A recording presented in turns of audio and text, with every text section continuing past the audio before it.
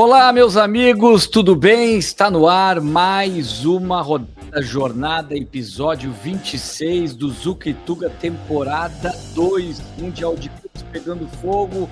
Estou ao lado de João Almeida Moreira. Tudo bem, João? Olha, sensacional. Agora o bicho vai pegar, como a gente diz, uma expressão mais popular, justamente nessa fase de oitavas de final do Mundial de Clubes, que está espetacular. Eu gostei demais, estou adorando, vendo principalmente, é claro, os portugueses e também os brasileiros em campanhas, digamos, distintas, os brasileiros melhores. Tudo bem, João? Tudo bem, Caco. Agora é que vai aquecer, né? Já estava quente, porque o clima tem sido muito quente lá nos Estados Unidos, mas agora vai aquecer além do termômetro, né? Vai aquecer mesmo ali nas decisões. Pois é, eu queria começar por esse confronto brasileiro. Já temos um brasileiro, vou colocar aqui, nas quartas de final, porque teremos o confronto entre Palmeiras e Botafogo, que começaram muito bem na competição, depois tiraram um pouquinho o pé do acelerador, mas classificados, com uma grande campanha. Mas será que poderemos ter alguém mais além do Palmeiras e do Botafogo? É a pergunta que a gente faz. Mas antes eu vou direto aqui, a gente já fala que é a questão do Fluminense e do Flamengo, também classificados, 4 brasileiros classificados, excelente. Já na questão de Portugal, o Benfica passa, o Porto decepciona, mas eu queria já ir direto para esse braço de ferro. Vamos falar desse confronto direto aqui, Palmeiras e Botafogo, e quem pode passar justamente nesse confronto, que é muito equilibrado, que para mim ele é um marco do futebol brasileiro, de dois modelos de gestão diferentes em termos econômicos e que são, de certa forma, que simbolizam tudo que a gente pode falar em termos de organização de futebol de duas formas e com sucesso. A gente tem o Palmeiras no modelo mais sólido dos últimos anos, com a presidente Leila Pereira, toda uma organização, um time muito sólido, que traz jogadores da categoria de base, faz grandes contratações e tem um técnico por muito tempo. Aí é que eu vejo o equilíbrio do Palmeiras diferente do Flamengo, que é a equipe, depois nós vamos falar mais do Flamengo, é a mais estrelada, podemos dizer assim, de jogadores, e nível de jogadores e contratação, mas ele não tem a mesma estabilidade com seus técnicos. Agora chegando o Felipe Luiz. O Abel Ferreira tem um trabalho muito sólido, de grandes conquistas, e dá para dizer o seguinte, contra o Botafogo, da SAF de maior sucesso do Brasil, do John Textor, um americano, vejam só. Quem diria que na década de 70, 80, 90, ou anos 2000, a gente ia imaginar que um clube brasileiro seria controlado por um americano? E nós estamos no Mundial de Clubes no país dele, e o Botafogo é um sucesso.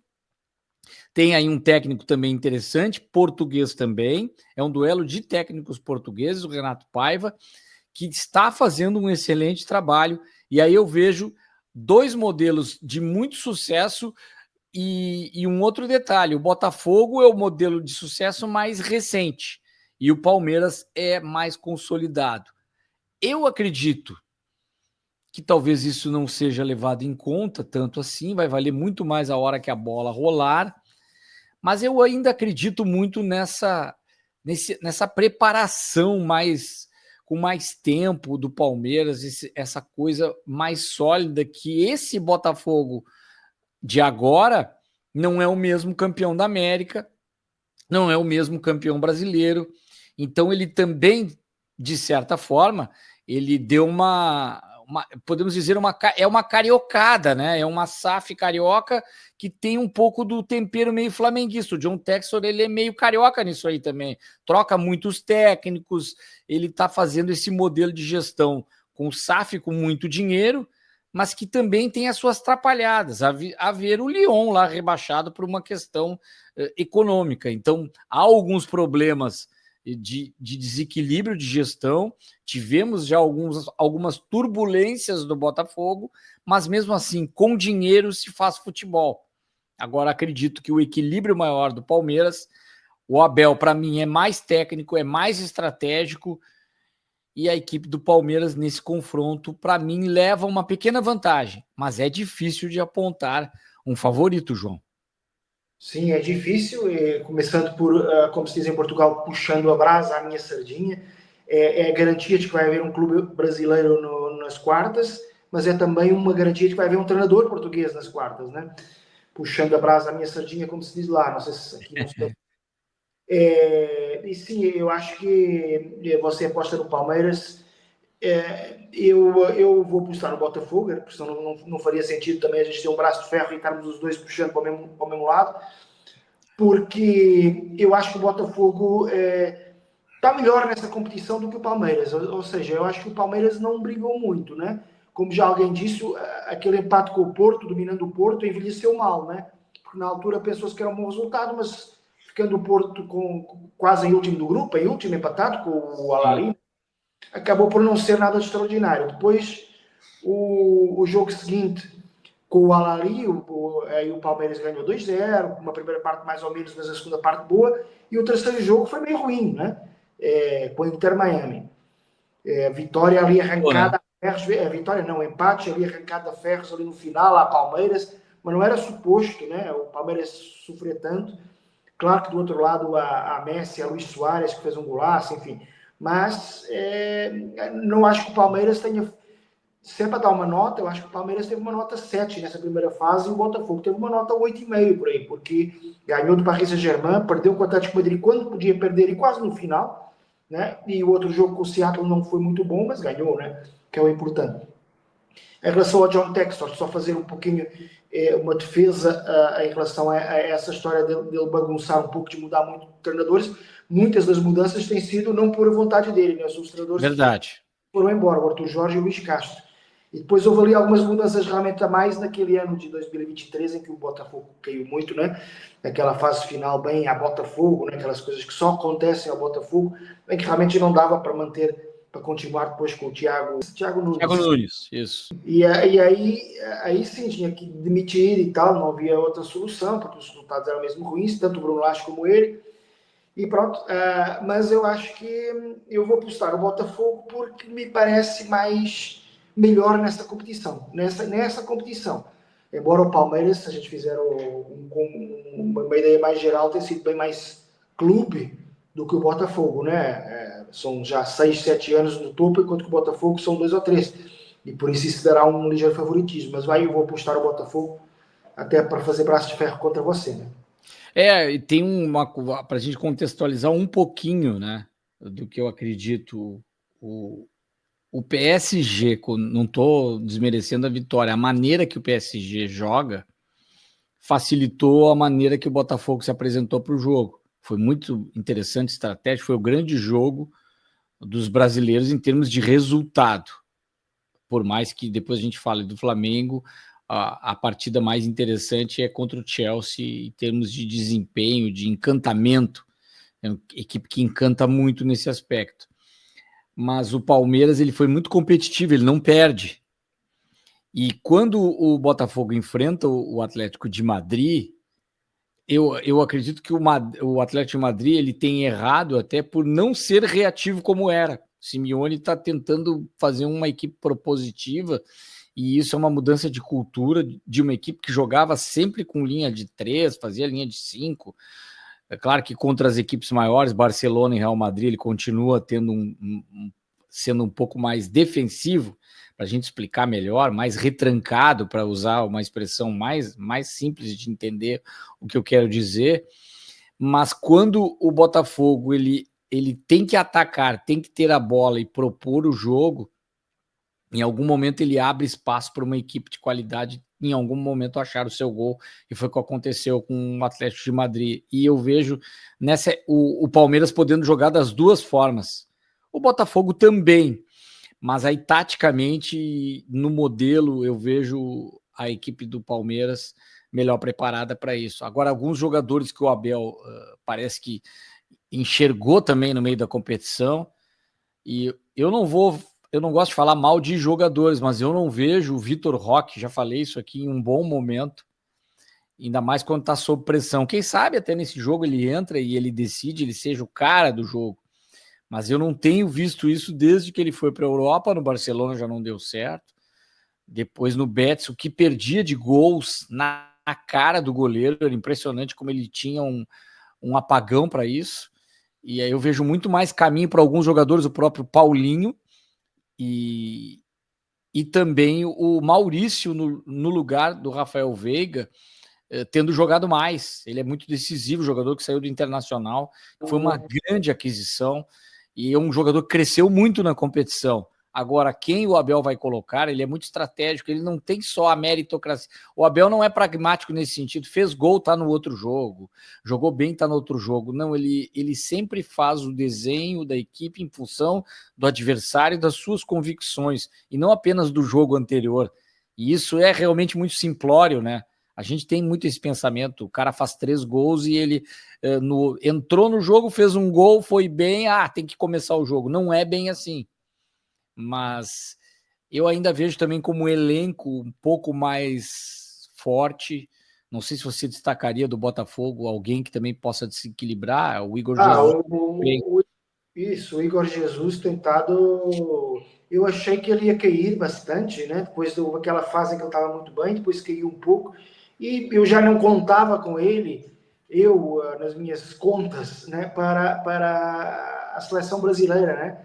Mas ele tem feito os possíveis para estar naquela lista do Ancelotti, pelo menos, seguramente, dos 70, né? O Ancelotti disse que tem uma lista ali de 70, e nessa aí está de certeza, e acho que já está apertando para ter mais uma oportunidade de novo na principal equipe. É evidente que eu destaco também um detalhe, que é o Gregory não vai jogar, levou um amarelo bobo no final contra o Atlético Madrid, e é uma perda importante, embora no principal jogo da história do Botafogo, que foi o Botafogo Atlético Mineiro na final da Libertadores, ele não tenha jogado, né? Porque foi expulso com 1 minuto. Dessa vez ele não vai jogar, mas tem alguém lá no lugar dele, provavelmente o Danilo, né? O Danilo Barbosa, né? Enfim, vamos ver. E acho que sim, que o Palmeiras, em relação ao Vitor Roque, está a demorar muito nesse momento. O Vitor Roque é apenas um jogador que dá muito trabalho às zagas, porque ele não para quieto, é muito forte e tudo. Só que eu acho que isso é pouco para um cara que custou aquilo que custou, né? Para ter jogadores que dão trabalho às zagas, que não se param de se mexer, não ficam quietos um minuto e tal. Há muitos jogadores aí que, com todo o respeito, no Cuiabá, no Atlético Goianiense, etc. E o Vitor Roque, pelo preço que custou, tinha que ser um pouco mais do que um atacante incômodo, né? Tinha que ser mais do que isso. O Paulinho está a jogar muito mais, só que o Paulinho tem um problema, parece que crônico, de lesão, né? Ele já falou que só aguenta 30 minutos, enfim. Não tá muito fácil essa questão, parece que é um problema até pouco comum em jogadores de futebol, é mais comum em caras de atletismo e tal, enfim. Vamos ver se recupera, porque o Paulinho também, voltando ao que estava a dizer há pouco, está a justificar, está naquela lista de 70 do Ancelotti. Porque é ótimo jogador. Ótimo jogador. Agora temos aí o Bayern ou o Inter contra a dupla Fla-Flu, Bayern com o Flamengo. Até vou colocar aqui o chaveamento, vai facilitar para a gente ver todas as possibilidades e a gente pode falar um pouquinho em cima do chaveamento. Então a gente fez ali, né, João, o braço de ferro, vou tirar esse... A gente fez ali o braço de ferro, Palmeiras e Botafogo, passando um brasileiro. Depois a gente vai falar um pouquinho do Benfica lá, e do outro lado da chave a gente tem então ali as possibilidades, pelo menos a primeira possibilidade desse lado, que é o Flamengo contra o Bayern, e o Fluminense está nesse lado do Palmeiras e Botafogo contra a Internacional. Aí eu vejo que o Flamengo tem maior capacidade, mas pegou um candidatíssimo ao título. Para mim, acho que a gente falou sobre isso, a gente chegou a apontar alguns candidatos, eu falava sempre no Real Madrid, porque é o Real Madrid sempre disputando, pelo último jogo demonstrou que está muito quente na competição, querendo demais jogar. Aliás, os europeus eles começaram pisando no freio, alguns, e depois foram se soltando, outros também. Tem a impressão que eles estão... A competição foi encantando eles de alguma forma, a repercussão nos jornais, tudo vai envolvendo os jogadores, eles estão se divertindo, os jogadores, eles não estão também numa força tão, assim, como a gente imaginaria, e tem que dar um desconto da questão da preparação física. Os mundiais, aqueles de final de ano, e quando era um jogo só, os brasileiros chegavam, os sul-americanos, muito desgastados, e europeus não em tanto, porque a lembrar, a temporada tem aquela meia temporada no final do ano, ali Natal, Ano Novo, geralmente quando era disputado um pouco antes os mundiais, e depois a temporada continua ali início de janeiro, quando que as equipes brasileiras, sul-americanas, era o final dos campeonatos brasileiros, a própria Libertadores da América já tinha passado, todo aquele calendário brasileiro com Copa do Brasil, todas as suas Copas respectivas, mais Libertadores para os sul-americanos, complicava demais. Mas é complicada a situação do Flamengo, porque o Bayern, além do Manchester City, Real Madrid e o PSG, esses 4 são os mais fortes candidatos ao título da competição.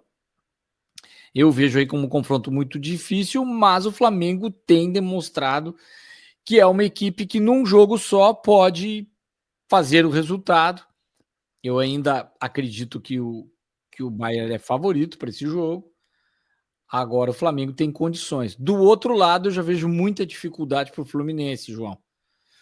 O Fluminense é das equipes brasileiras a pior em termos de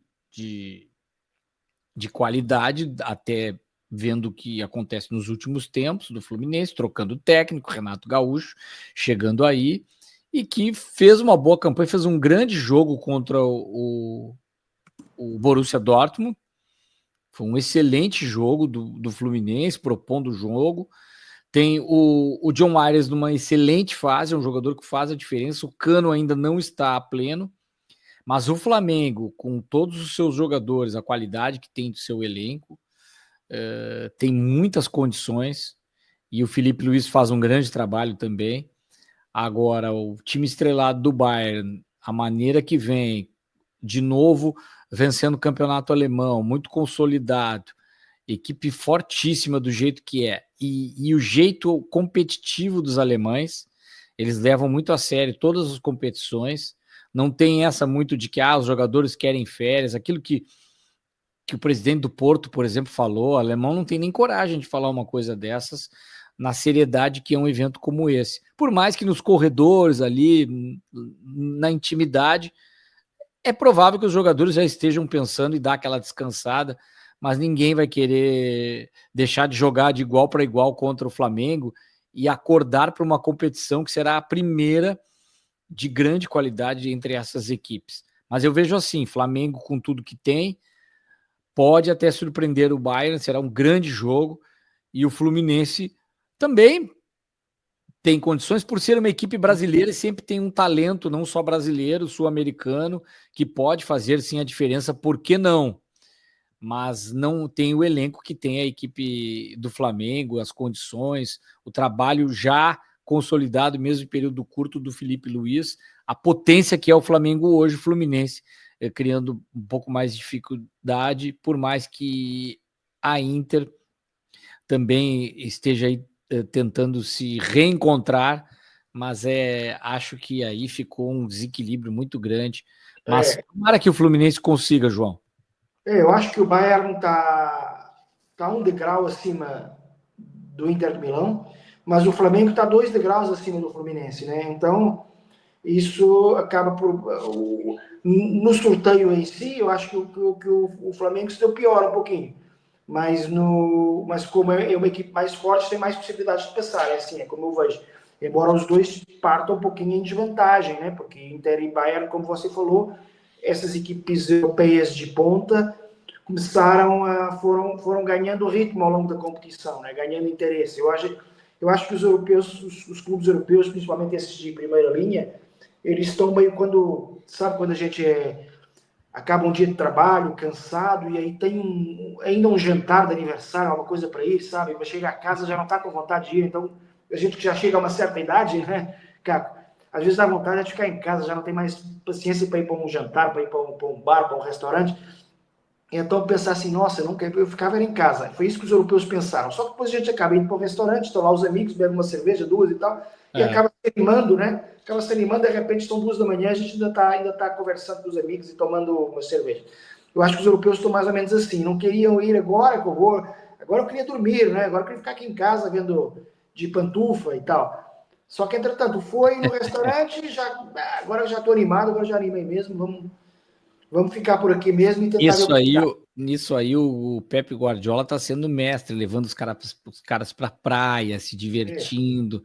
Me lembrou muito a Alemanha na Copa do Mundo do Brasil, né? Se divertindo é, no Brasil, curtindo de uma forma que é, encantou e eu acabou. vejo, você está falando nisso, eu vejo o Manchester City como a Alemanha de 2014. Eu vejo como claramente favorito nesse momento. Pelo que eu vi da primeira fase, o cara dar 5 na Juventus, que estava a levar a competição muito a sério, tanto que ganhou de goleada aos dois adversários, claro, mais fracos, mas Vou goleou. colocar o chaveamento aqui, ó, que aí facilita a tua análise também para ver Isso. Aí eu onde vejo vai chegar o City, né? o Manchester City é o cá de baixo do canto É, inferior e pegou ao Hilal, né? para o Al Hilal, que a partida passa. O Al Hilal tem uma equipe, você olha para o 11, Barbada também, né? O Guardiola tá com sorte, né? sorte, mas você olha para o time do Al Hilal e vê, parece uma equipe europeia, assim, tá ao nível, pelo menos, dos clubes grandes portugueses. Se você olhar o 11, mas ok, evidente que o Manchester City é bem mais forte, né? Depois pega Fluminense ao Inter de Milão. Ofensivamente são sempre equipes fracas essas alternativas. O Inter Miami é assim também, é a mesma coisa. Lá na frente é um espetáculo, atrás é terrível. Aí, por isso, o Manchester City ficou do lado aqui do chaveamento mais fácil, com muitas aspas, né? Porque a gente nunca sabe, mas parece um pouco mais fácil, uma vez que Real Madrid está do outro lado, que Bayern Munique está do outro lado, que Paris Saint-Germain está do outro lado, o Manchester City, eu acho que tem o caminho Agora pavimentado. seria legal, né, João, desculpa te interromper, Não? o Inter enfrentando, o Fluminense enfrentando o City. Teríamos um confronto do Pep Guardiola com o Renato, que são Aí, os dois técnicos e esportistas, podemos dizer assim, desportistas, que participaram de todas as edições do Mundial, em todos os modelos, né? uhum. Eles Não, como técnico, tiveram no modelo interclubes esse formato com isso semifinal, isso, estão nesse, e como jogador também tiveram naquele modelo do jogo único, né? e aí seria uma reedição da final do Mundial de 2023, né? Manchester City e Fluminense, sendo que na altura o Fluminense era treinado pelo Fernando Diniz, por isso havia aquela curiosidade de ver como é que tem um modelo um pouco parecido com o Guardiola, né? De pé para pé, etc. Aquela curiosidade de ver como é que funcionava, mas, mas o Fluminense precisava nessa altura de fazer um jogo perfeito e não fez um jogo perfeito, errou, errou em alguns lances e Mas ali passa o City, então, e passa a Inter. Vamos fazer o chaveamento. Passa. E o City está na semifinal. isso, vamos pela lógica, né? Vamos pela lógica, eu acho que sim, né? Como, não sei se há torcedores do Fluminense me escutando e me xingando, mas acho que pela lógica o Inter passa o Fluminense, tem mais porcentagem de hipótese de vencer, embora nesse jogo não esteja fechado de jeito nenhum. Tanto Manchester City e Inter de Milão, eu acho que o Manchester City é mais forte que o Inter de Milão, portanto já estará do seu lado na final, né? E lá em cima, um dos brasileiros passa. O Chelsea também é mais forte que o Benfica, em teoria, né? Mas o Benfica, se vence o Bayern, pode perfeitamente vencer o Chelsea.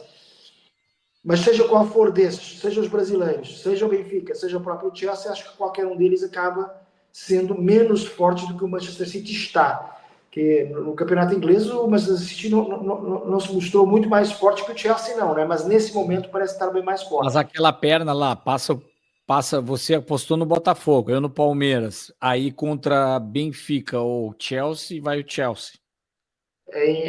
A partida, né? É outra vez também que espero que os benfiquistas que me estejam ouvindo não fiquem bravos, mas Eu vou apostar no Benfica.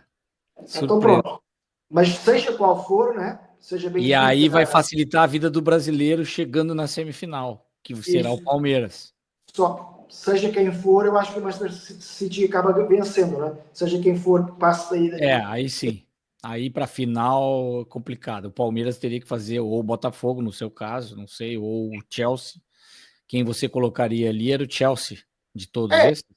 seja qual for, eu acho que o Manchester City acaba por ser mais Passa. forte, tudo em teoria, obviamente, do que qualquer um dos outros. E é por isso que eu vejo o Manchester City já com muitas aspas, na final. Do outro lado, é muito mais difícil prever, né? Porque o Real Madrid parece ser um pouco mais forte que o Juventus, não muito, mas parece ser, então vamos presumir que passa, né? Você deve concordar comigo, né?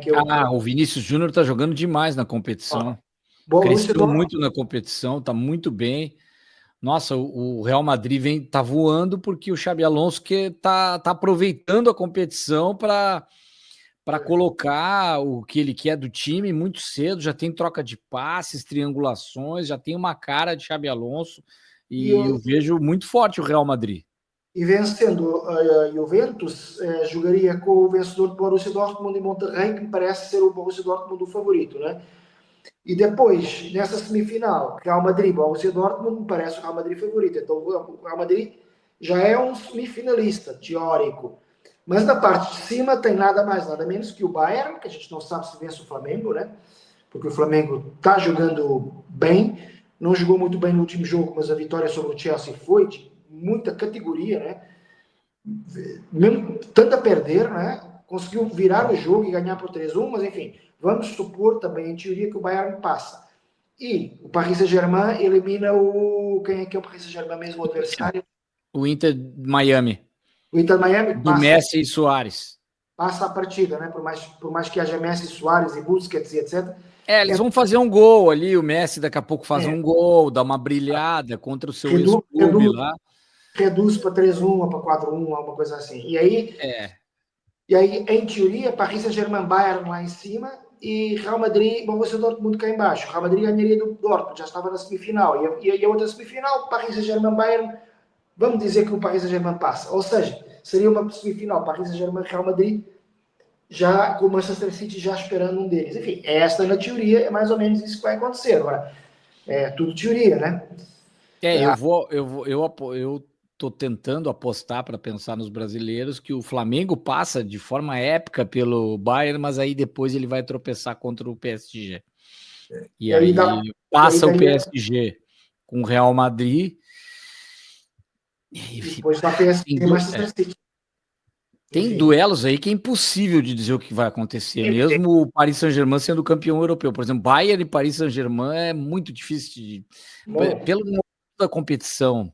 Não dá para saber, qualquer coisa pode acontecer. O Bayern tem condição de passar pelo Paris Saint-Germain e o próprio Real Madrid também, por todos eles ali. Então é bem complicado. Qualquer europeu que passe também. Agora o Flamengo corre por fora nessa chave que ficou pesada para ele. Agora, o Flamengo passando, chegando na final, passando por todos esses, e aí ganhando uma final ainda do Manchester City, será a maior conquista da história de um clube brasileiro em todos os tempos. Nossa. Passar por todos esses clubes, se o Flamengo conseguir isso, será algo que jamais a gente imaginou que um clube sul-americano, da América do Sul, possa fazer num momento como esse, tamanho desequilíbrio, né, João? Agora vamos para a questão do Benfica e do Porto. O Benfica surpreendendo, teve um jogo facilitado contra o Bayern que com reservas, o Trubin brilhando no gol no final, quando entraram alguns titulares, mas está fazendo uma competição dentro das suas possibilidades, está aproveitando o que tem e tá na briga, tem possibilidades. Eu vejo aí, tô acreditando que o Benfica até possa ir além do que a gente imagina. Já o Porto, ele nem deveria estar nessa competição pelo momento que vive, foi muito mais uma questão de classificação, e eu sempre falava isso, e você vai concordar, se tivesse o Sporting nessa competição, certamente Portugal poderia ter uma chance maior na competição, com a presença da grande equipe do momento, com o Gyökeres, com tudo, né? Não saindo o Gyökeres agora, mas certamente nessa competição ainda estaria, mas não entrando o Sporting, essa questão de ranqueamento e entrar dessa forma acaba não premiando. Esse é um problema. Portugal sempre poderá ter uma equipe por ranqueamentos e acredito que o Sporting daqui a pouco possa entrar numa outra vez, mas aí daqui a pouco o Benfica já melhora, já não é o Sporting de novo o melhor. Então tem esse problema é mais ou menos o que acontece com o Fluminense. O Fluminense não vive aquele momento do Fluminense da Libertadores e está na competição. Por isso vai sofrer bastante para passar para a próxima fase. Agora o Porto É um problema atrás do outro, mas decepcionou além da conta. Foi pior do que a gente imaginava. O Porto está mais uma vez no impasse, né? Agora o Vilas Boas decidiu despedir o treinador Martin Anselmi. Aquilo que a gente falava na semana passada, eu acho que não adianta muito começar com o Martin Anselmi na próxima temporada, é melhor sangue novo. Só que ao mesmo tempo é uma tempestade perfeita, né? É um problema esportivo, é um problema político no clube, é um problema de jogadores, treinadores e é um problema financeiro, tanto que coloca o PP na lista de transferíveis. Não é pelo valor do PP, o PP é um dos melhores jogadores, um dos melhores valores, por mais que tenha sido mal aproveitado no último ano do clube, é porque quer baixar a folha salarial, né? Foi por isso que mandou embora o Galeno, tentou negociar o Galeno todo jeito, foi por isso que saiu o Francisco Conceição, foi por isso que saiu o Taremi, ou seja, está a pensar em termos financeiros, mas quando se pensa em termos financeiros, depois tem o reverso, que é enfraquecer o lado esportivo. O Fábio Vieira, que é um camisa 10 de boa qualidade, claro que sozinho não pode mudar muitas coisas, vai voltar para o Arsenal, porque estava emprestado, não sei se provavelmente será emprestado de novo, mas já não para o Porto, provavelmente. Então, o Porto realmente está em grave crise, está em reconstrução, vai demorar alguns anos para se reerguer. Já o Benfica chegou meio que cambaleante, porque o final da temporada foi muito ruim, às tantas ficou próximo de vencer a dobradinha, como a gente chama, né? Campeonato e taça, e acabou perdendo as duas para o maior rival, o Sporting, e portanto chegou meio que daquele jeito que a gente falava, né? Como quando a gente vai para a tal festa de aniversário cansado, sem vontade nenhuma. Mas acabou por empatou com o Boca, até foi um resultado que não foi tão bom assim, porque o Boca Juniors se provou que está numa fase aí. Parece o Porto, né? O Boca Juniors é uma espécie de Porto da Argentina, tá numa fase muito... Boa comparação, João. O nome do clube não tem Tem nada a ver. camisa, tem história e não está jogando nada, desorganizado e não consegue, também decepcionou. Aliás, eu não sou daqueles brasileiros que comemoram quando os argentinos não passam. Eu gosto do futebol argentino, gostaria que pelo menos um River Plate passasse e também o futebol argentino decepcionou na competição. Uhum. Sim, mas e aí o Benfica empatou esse jogo, depois venceu o Auckland por números razoáveis, 6-0, não é? Mais ou menos o que se esperava do time, e depois ganhou ao Bayern, não é? Com alguma sorte. O Bayern entrou com reservas, depois colocou as principais equipes, mas já não foi a tempo, foi meio que uma história da lebre e da tartaruga, né? Já não foi a tempo, e aí o Benfica ganhou. E eu não sei se o Bayern estaria a tentar, não estaria muito preocupado em ficar no segundo lugar, porque evitaria o Chelsea e talvez preferisse defrontar o Flamengo. Pode ser que saia ao tiro pela culatra, né? Mas não sei. Sei que o Benfica, se por acaso agora superar o Chelsea, depois de ter ganho o Bayern, eu acho que acaba em alta, mesmo aconteça o que acontecer depois, acaba em alta a temporada, né? O Benfica acaba por sair em alta e acaba por sair com sua imagem exterior muito reforçada. Porque eu, você, todos os portugueses sabem que o Benfica, em Portugal, saiu por baixo. Porque quem ganhou tudo foi o Sporting. Mas, para a imagem exterior, depois de vencer o Bayern, se agora se por acaso superar o Chelsea, sai com a sua imagem muito reforçada, mesmo que depois, jogando com o Paris Saint-Germain, aí já é provável que já não vença, né? Mas pelo menos chegando a umas quartas de final do Mundial de Clubes, sai com a imagem reforçada. Entretanto, eu acho que esse Mundial de Clubes também mostrou que a Europa, claro, domina, não, isso já se sabe por várias razões, mas que a América do Sul está a recuperar um pouco a sua hierarquia no futebol mundial. Né? Temos alguns quadros sobre isso, não sei se já é hora de... Sim, já vou colocar só antes, tem que... Uma coisa que tem que parar um pouco, e talvez o Bruno Lage tenha enquadrado, e o Roger Schmidt não fez isso, é o Cockchu que vira e mexe e se incomoda com substituição, reclama, já deu entrevista quando estava na Turquia outra vez, que eu não estou sendo aproveitado e não sei o quê. Ele tem que jogar mais e falar menos. Ele é um ótimo jogador, mas às vezes ele fala como se ele fosse, exatamente. nossa, Tem que o haver Zidane da Turquia. Não é isso aí também, né?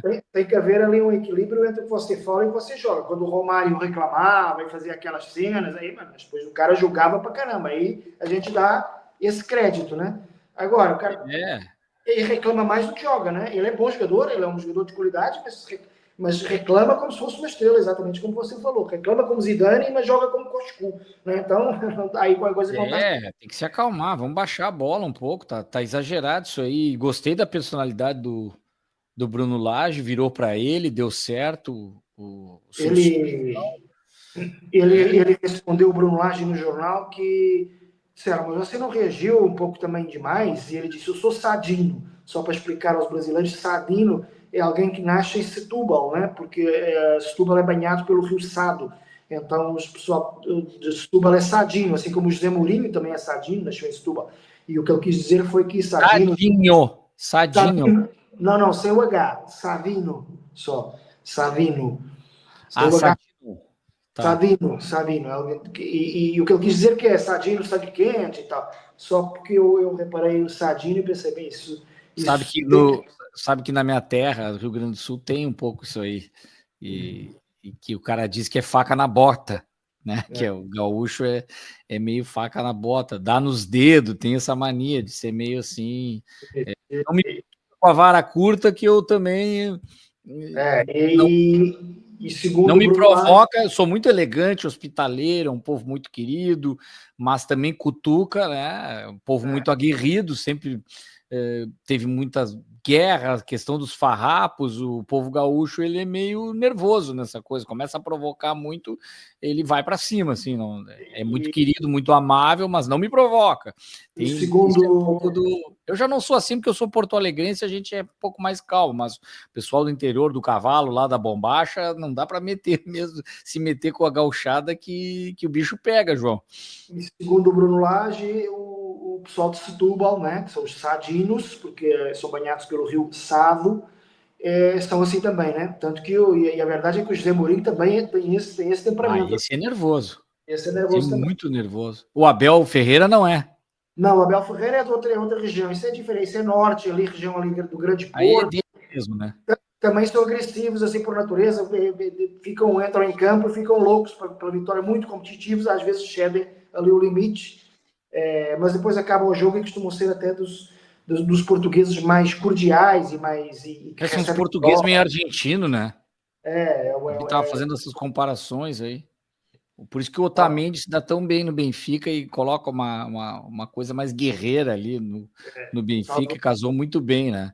Então, o futebol mundial, de certa forma, a gente pode botar essa pauta, se recuperou a hierarquia o Mundial, recuperou a hierarquia do futebol, mas a gente tem uns quadros aqui, João, você pode até falar mais a respeito, é, classificados por confederação, né? Para essa é, fase de oitavas. Exato. Nos últimos anos do Mundial de Clubes, aquele Mundial de Clubes no formato anterior, né, a discussão já não era já Europa-América do Sul, ou Europa-Comembol, né? A discussão já era, será que a Comembol ainda merece ficar, como é que fala, isento daquela pré-eliminatória? Porque os times da CONCACAF, os times da Ásia estavam chegando tanto nas finais, frente aos europeus, como a Comembol, né? E eu acho que, então, já não era a distância, a discussão já não era só a distância Comembol Europa. A distância era a Ásia com CACAF e a África também estão se aproximar muito da Comembol. E eu acho que agora esse modelo demonstrou que não, calma, vamos devagar, que se há alguém que ainda pode criar algum ruído nesse suposto domínio europeu, são realmente os times da Comembol, nomeadamente os brasileiros, que passaram todos de fase, né? Mas tem um detalhe importante aí que eu vejo que é ruim para a Europa, é sempre a questão do calendário. E muito É, melhor agora para a questão da Comebol. Esse meio de temporada da Comebol e tem a ver com o final de momento. temporada europeia, cada vez mais vai possibilitar que as equipes da Comebol, que são melhores que todas as outras depois da Europa, elas tenham uma competitividade maior. Já no final do ano, teremos de novo, o ano que vem, o Interclubes, porque essa competição é a cada 4 anos, né?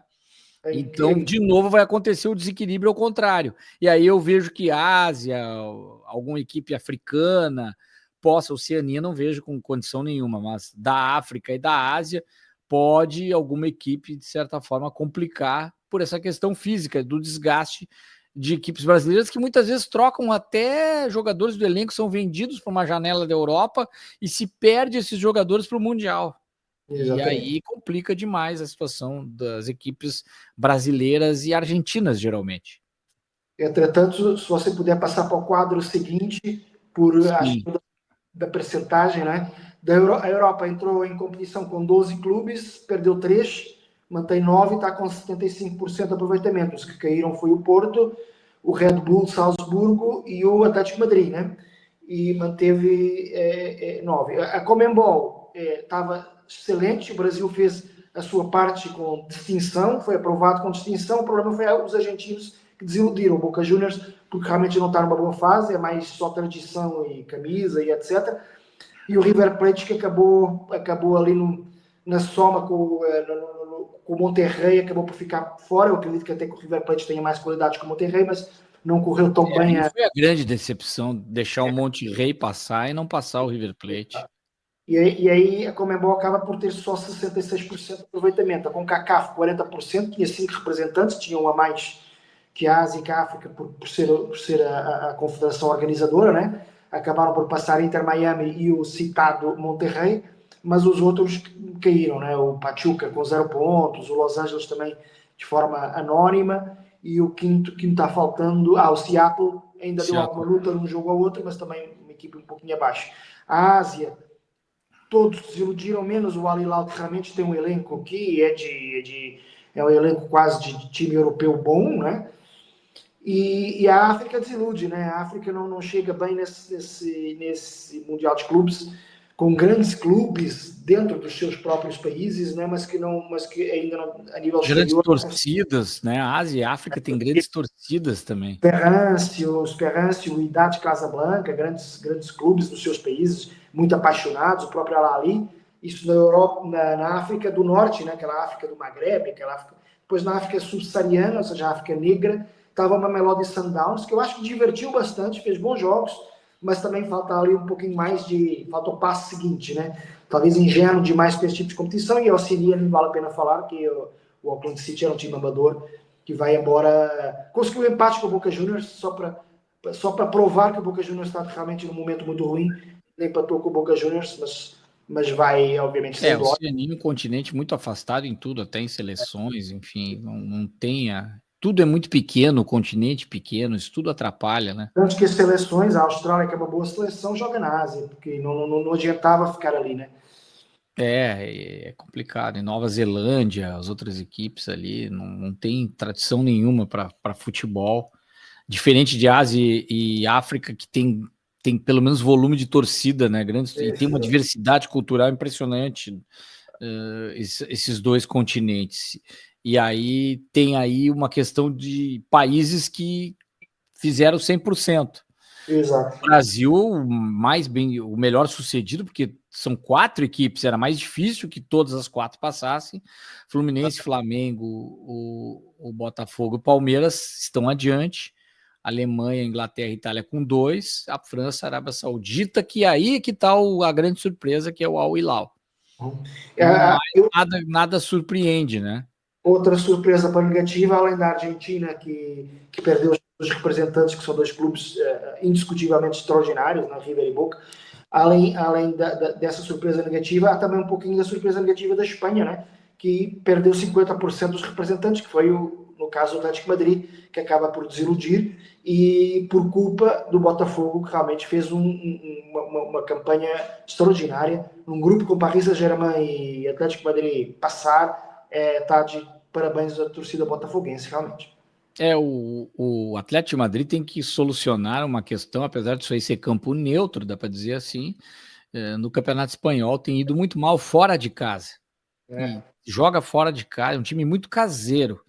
O Atlético de Madrid tem que melhorar e tem grandes jogadores para isso, mas decepcionou na competição, foi muito mal. Agora tem um tema aqui que tá digamos assim, eu usei até uma expressão, né? O Arouca põe a boca no trombone contra o Santos. O que aconteceu aí com o Arouca, o clube, né? Cuidado para não confundir com o jogador Arouca. Exato, que jogou no Santos, né? Exato, é isso aí. Não, pode parecer que é alguma coisa salarial atrasada do Arouca, mas não. É parecido o tema, mas este caso é um clube de futebol, é um dirigente do Arouca que disse, aliás, o Arouca fez um comunicado onde reclama do Santos e com alguma razão diz que é inaceitável uma equipa que tem o Neymar, né, e que pagou 12 milhões de euros pelo Rolaiser. Rolaiser é um jogador do Benfica que acabou não vingando, é um jogador argentino, promissor. Muito bom jogador. Não ter 2,5 milhões para pagar o que deve, ainda de uma dívida pelo jogador chamado Basso, João Basso, um jogador que passou pelo Santos e pelo Arouca, né? E que realmente é um alerta para o futebol brasileiro que está tão em alta no Mundial de Clubes, mas que continua em baixa em algumas coisas, que é este tipo de assunto.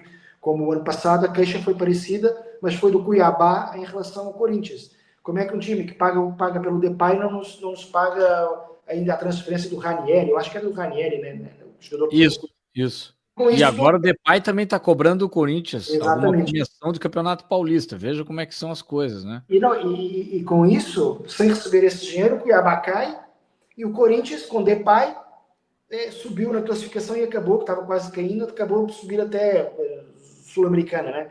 E isso é muito injusto, né? Tem que haver um pouco de fair play financeiro. Nada contra o Corinthians e o Santos, gosto muito de os ver na primeira divisão, é aí que tem que estar, mas tem que haver um pouquinho de moralidade, né, nas contas.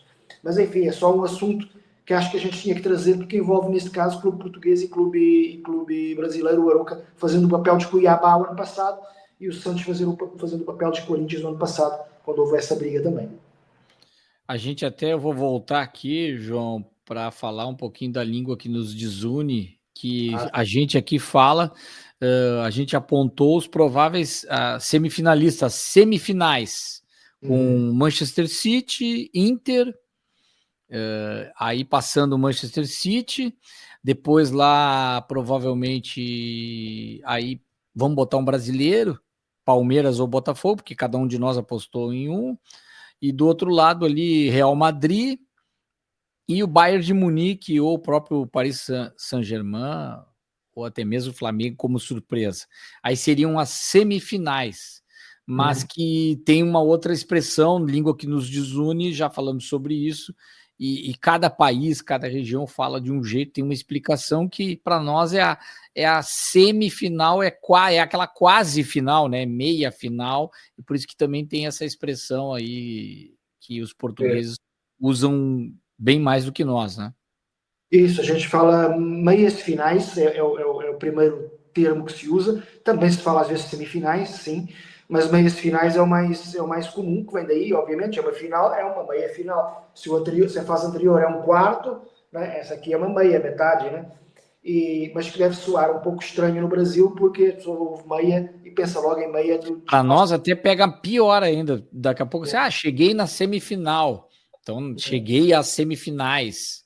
Agora, cheguei às meias finais, dá a Parece. entender que foi meia boca a É, campanha, não tudo aquilo, não. a gente pode fazer pensar nas meias que a gente calça, né? Então gera aí um ruído.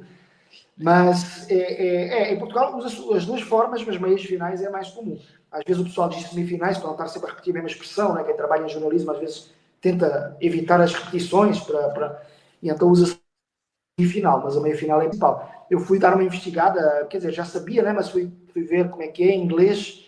Usam igual que aqui no Brasil, semifinal, né? Em espanhol também é semifinales, ou seja, a mesma expressão. Em italiano também, semifinali. Em francês usam, e eu não entendi bem o porquê, como é que fala, um prefixo diferente, ligeiramente diferente, que é demi-final, com um V de dado, em vez de S, demi-final. E os alemães, sim, curiosamente, no alemão é mais parecido com o português, que eles dizem halb final. Halb, tal como em inglês é half, Seria como um halb half, quer dizer meia. metade. Exato, portanto é meia final. É mais parecido, assim, uma tradução mais literal da expressão que a gente usa em português. Mas todo mundo anda por aí perto, né? Meias finais, semifinais, é tudo mais ou menos a mesma coisa. O importante é chegar à final, é igual em todo lado. Se bem que aqui no Brasil às vezes se diga muito decisão, né? Mas, enfim, é final que a gente usa quase todos, né? É, muito legal. É bacana saber essas expressões e falar um pouquinho da nossa língua que nos desune. Esse foi o episódio, a rodada, a jornada 26 da segunda temporada. Peço para você que se inscreva no nosso canal Zuca e Tuga, porque temos aí os brazucas, os portugas, o futebol português, o brasileiro, suas conexões. E esse Mundial tá maravilhoso, porque tem um português vivo e 4 brasileiros brigando por uma vaga à próxima fase da competição. Obrigado, João Almeida Moreira, um abraço para você, meu amigo, e até a próxima. Um abraço, Caco, até a próxima.